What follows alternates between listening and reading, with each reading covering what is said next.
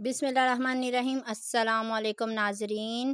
جب پودینہ بازار میں وافر اور سستا مہیا ہو، بہت سا خرید کر دھوپ میں سکھا لیں۔ سوکھ جائے تو پسا ہوا کالا نمک اور زیرہ ملا کر ہوا بند ڈبے میں محفوظ کر لیں۔ جب ضرورت ہو یہ استعمال کیا جا سکتا ہے۔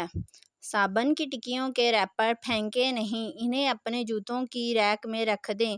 جوتوں اور موزوں کی بو سے گھر کو محفوظ رکھیں۔ باورچی خانے یا غسل خانے کے سنک یا واش بیسن کو چمکدار صاف کرنے کے لیے اسے مکمل طور پر پیپر نیپکنز ٹشو سے ڈھک دیں۔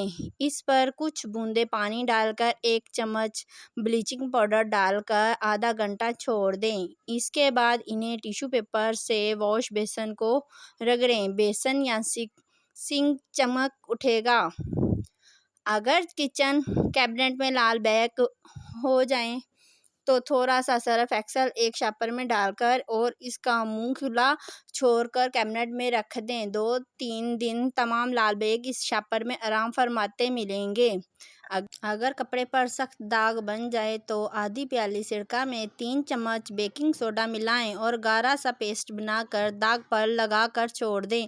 تھوڑی دیر میں رگڑ کر دھو لیں۔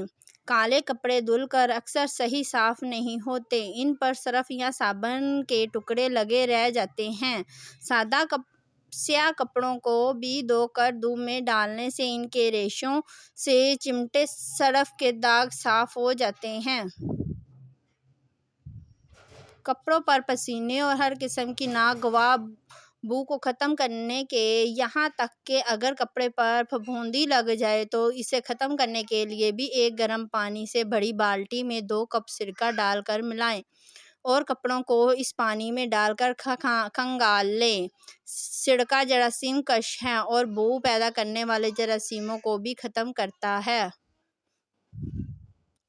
تولیہ کے ریشے دھل کر کافی سخت ہو جاتے ہیں جو چہرہ پونچھنے میں سخت محسوس ہوتے ہیں۔ اگر تولیہ دھونے کے بعد بالٹی میں پانی بھر کر 2 چمچ سفید سرکہ ملا کر تولیے کو 20 منٹ کے لیے اس پانی میں چھوڑ دیا جائے تو تولیہ نرم ہو جاتا ہے۔ یہ طریقہ اونی کپڑوں کو نرم بنانے کے لیے استعمال کیا جا سکتا ہے۔ تھینکس فار واچنگ اینڈ اللہ حافظ۔